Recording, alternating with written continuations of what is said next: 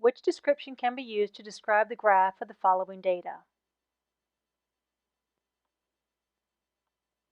Here we must understand the terminology used in our answer choices. A normal graph is a graph that has the highest frequency in the center, with frequencies on the side dropping off symmetrically on both sides.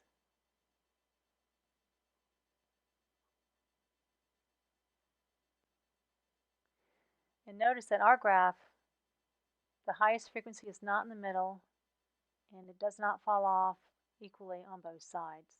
So our graph is not a normal graph. A symmetric graph is a graph whose data points are balanced across the midline of the graph.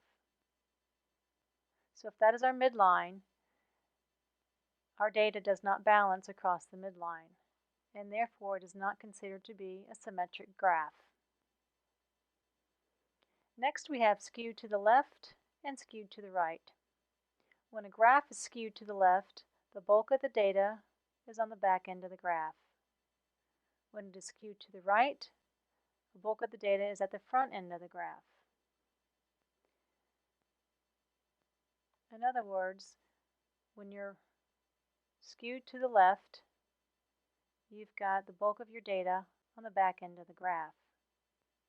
When you're skewed to the right, you have the bulk of the data towards the front of the graph.